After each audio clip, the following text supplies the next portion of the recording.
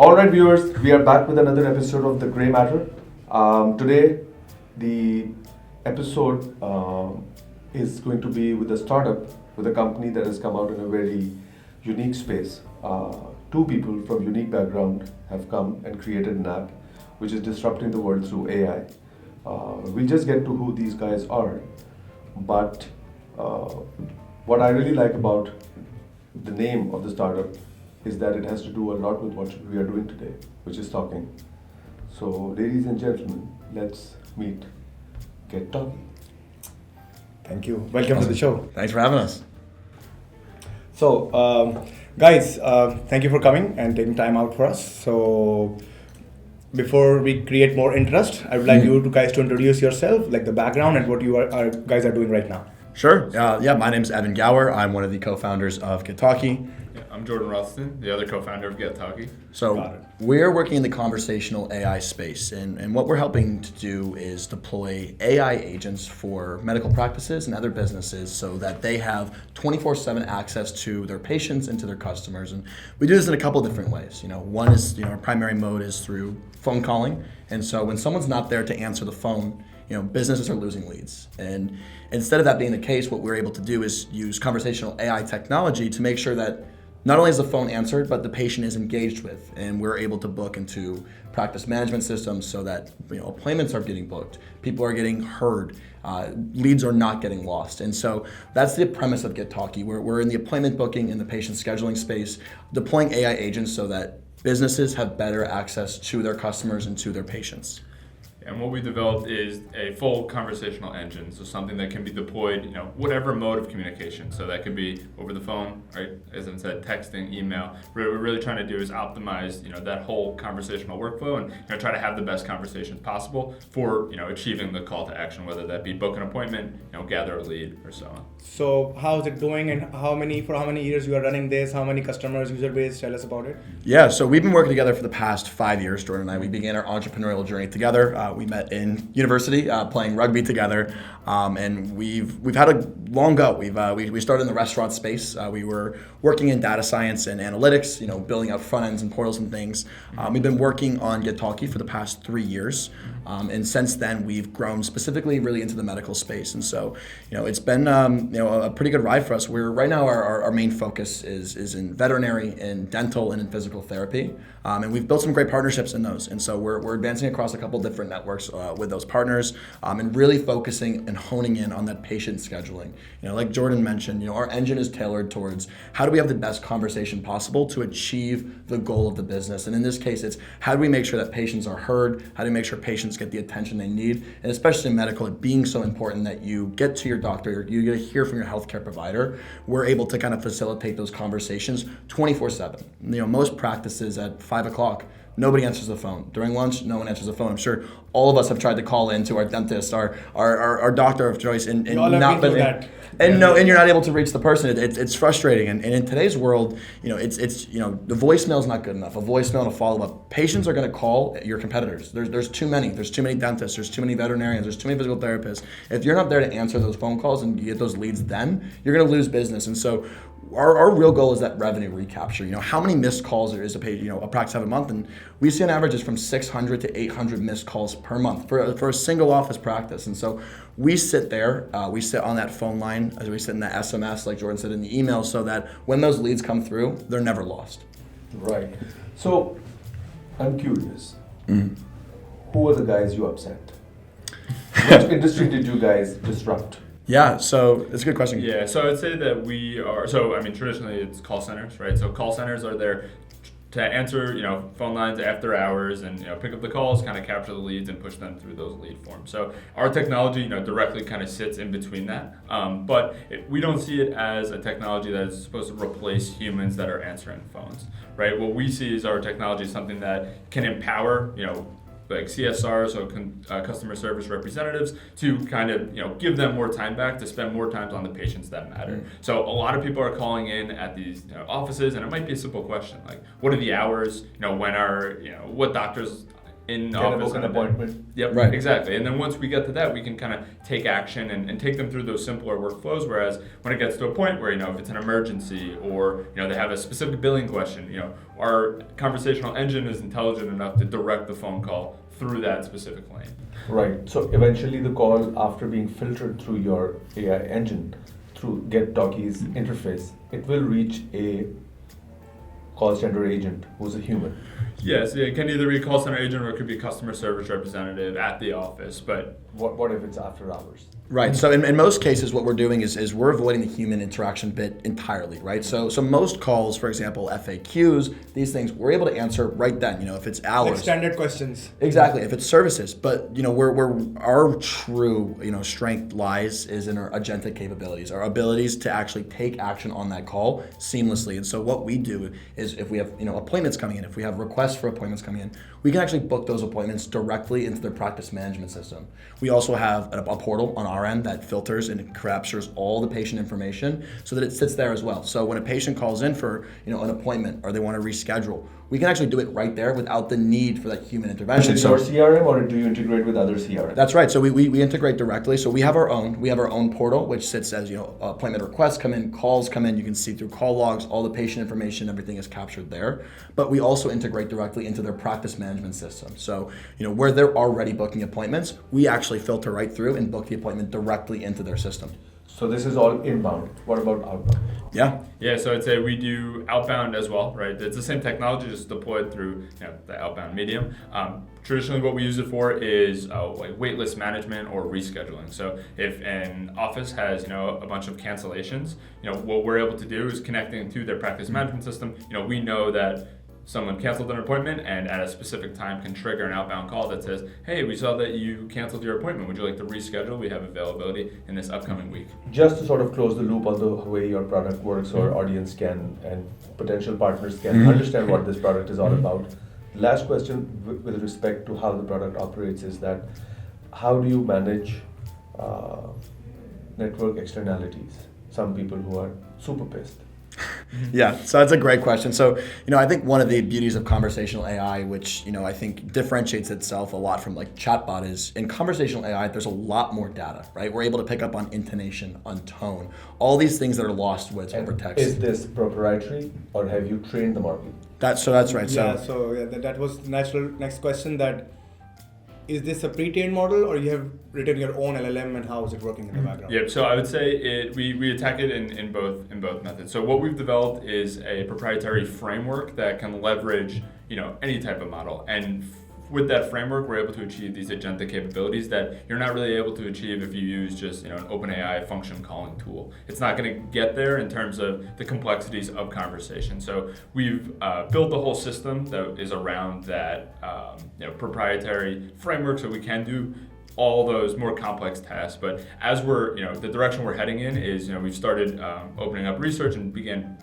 looking into training our own model to achieve these same capabilities, which is, where we're looking to head to as we get more experience and understand more about, how do we really have the best conversation possible. So that's the direction we're moving towards.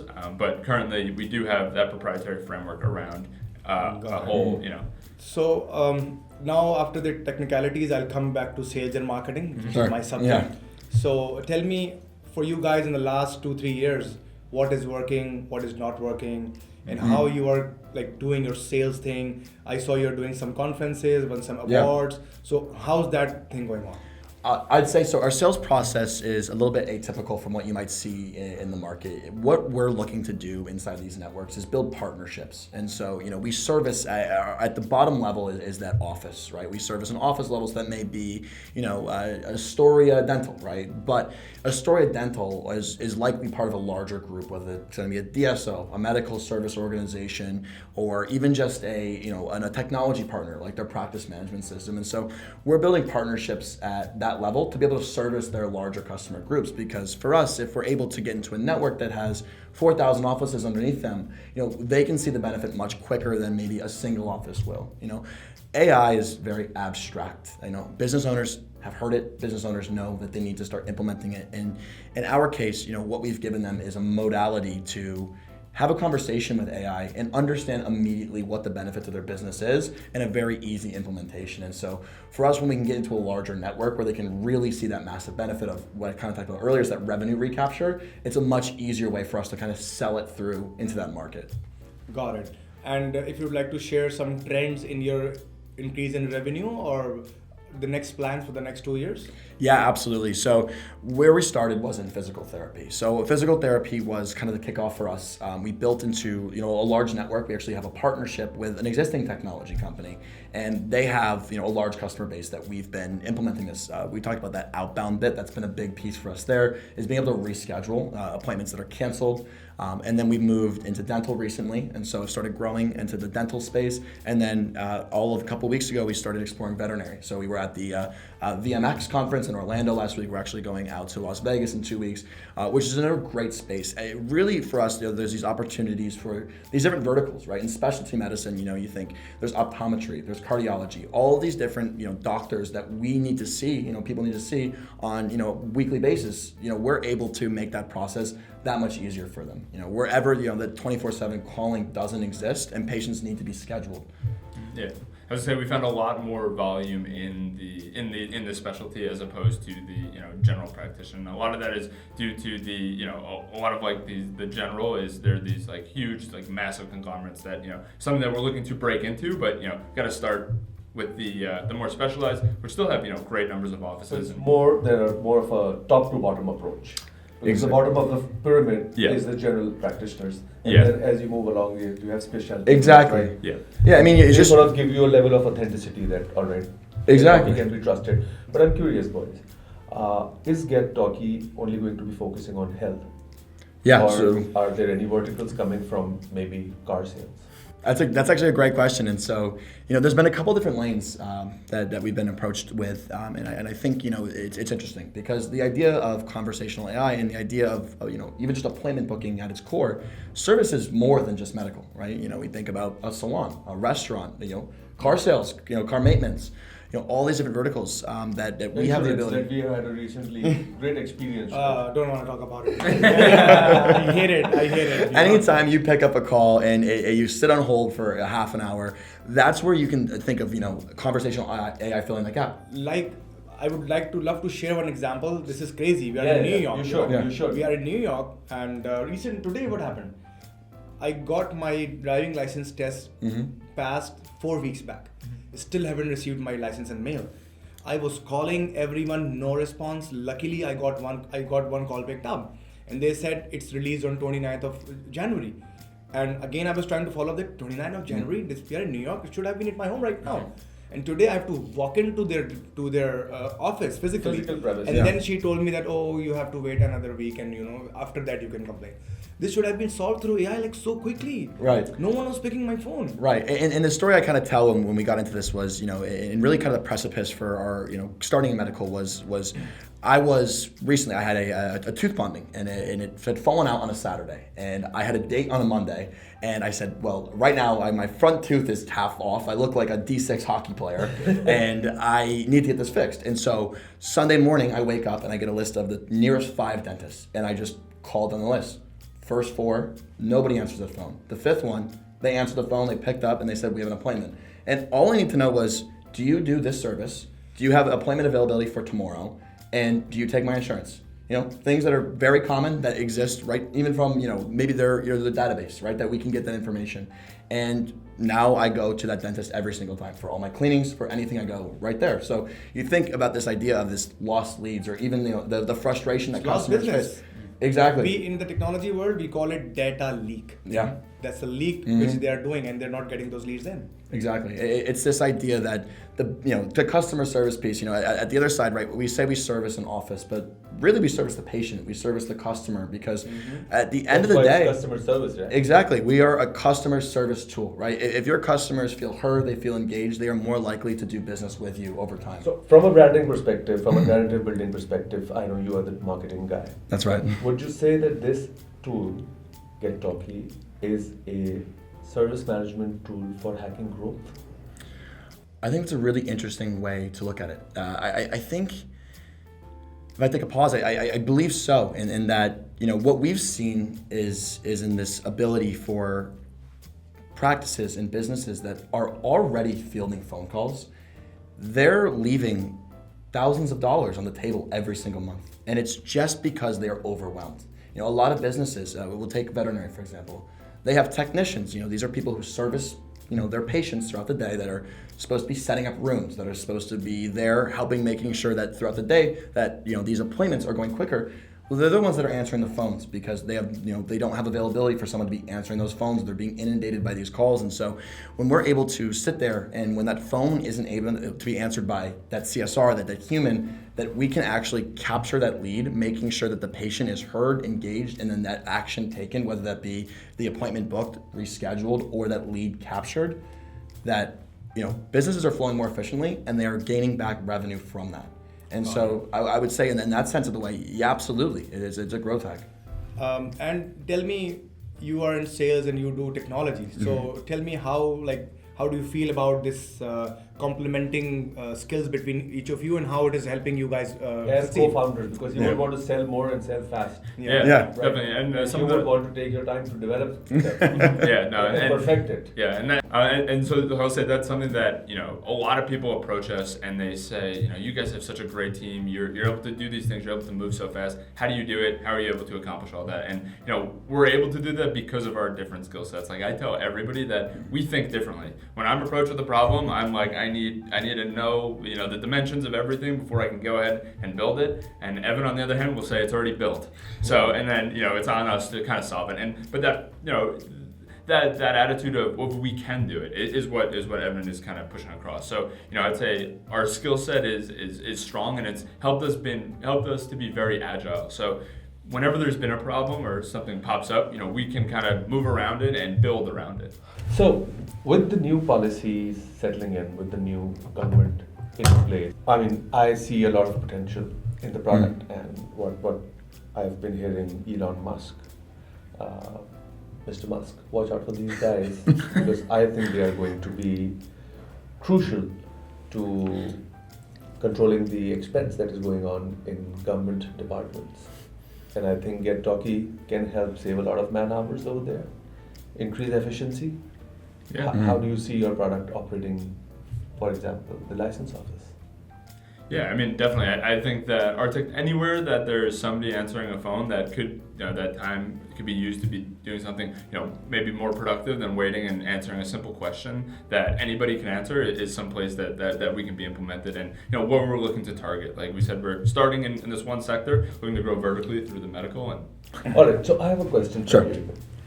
If you were to speak to somebody on the state level, government level, how GetTalkie can optimize the delivery of service to consumers. How do you see a good product fit for GetTalkie in the government department, just like we were discussing the issue that Khurram faced, because he made countless calls and he could not reach the person, and he could have been, instead of him going to the office physically and wasting a lot of hours, he could have just called somebody and an AI agent would have responded, and he would have been told that he's going to get his license in another week, and he would be happy, right? Sure. So how do you see this product being fit in building efficiency in the government department? Yeah, no, great question. And I would answer that, GetTalkie is able to deliver excellent customer service at really any level where a phone call is involved. People should be able to interact with people when they're there, when they're in person. But for questions and things that need to be answered, these tedious tasks, that's where we come in. Like Jordan kind of mentioned at the top, with our goal isn't to replace people, it's to superpower them, right? To give them the information that they need to make informed decisions that help to run their businesses, their departments, instead of the waiting on hold, instead of just sitting in front of the phone call. And that's where we really sit in our ability to execute on. Yeah, and just to build off that, something that we discuss a lot about this, the state of AI and what AI means to our generation, and we liken it a lot to like the .com, like the internet didn't exist, and then all of a sudden it did exist, and now everybody was superpowered. Businesses. I'm getting robocalls. Yeah. I hate it. And I'm like, no, please, I don't want this call. And they're like, because AI don't have a soul. Yeah. They don't feel disrespectful. They are No, a calling, robocall getting- won't have a soul because it's pre-recorded, but AI Yeah. is generative, Yeah, right? It's yeah, conversational, so they would Yeah. know, all right, Mr. Kalimi, I understand that you want Yeah, this. yeah. Rephrase my You know, that was question. hilarious. You Right. know? Like I was angry and I was showing my emotions, but like this stayed Yeah. flying, Yeah. Actually, I found there's like an open source repository on GitHub. I don't know the name of it, but it is to answer those types of like robocalls and like can filter them out for So you. we are not And- robocalls, right? We are Uh, conversational. Yes. Yeah. So we have yeah. a mind. Yeah, I'd say with Get Talkie, our outbound calls, they're for a purpose. They're for people that have subscribed, that are getting communications that help to better them. Whether that be to make sure that they're getting the medical attention that they need.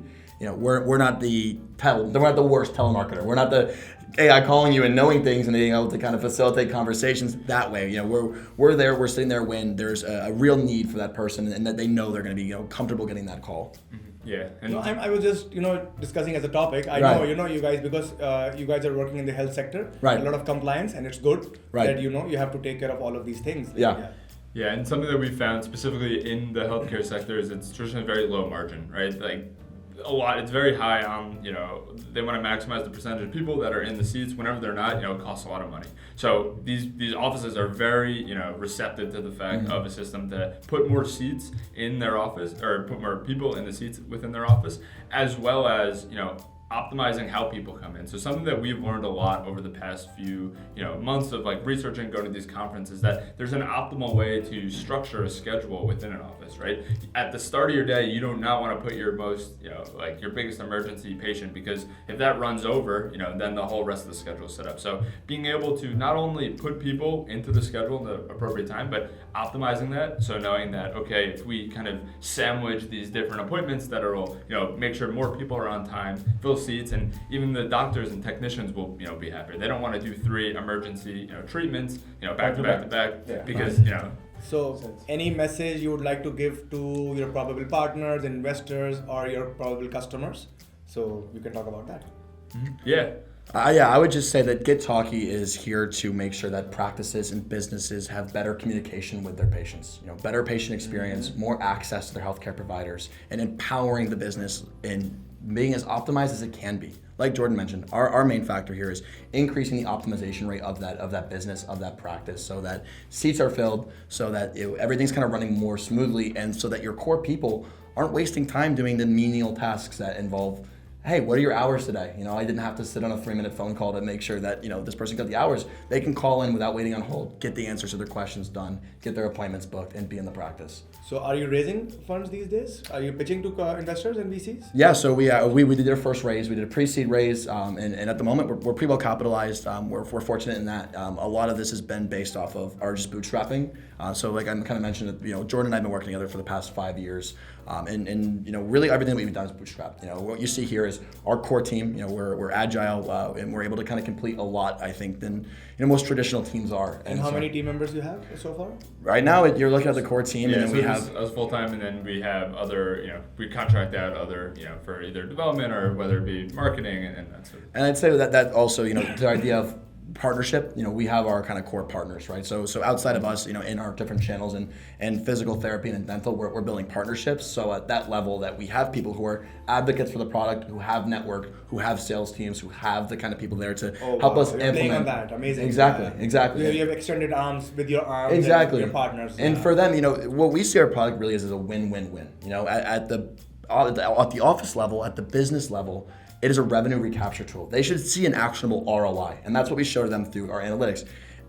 At our level, every interaction, that helps us to build our funds, right? And that also gives us a really good spread to give partnerships. We can wholesale this product through them, and they also make money. And so at the core level, really, everyone should be making more money. Yeah, in my book of terminologies, I call that channel sales.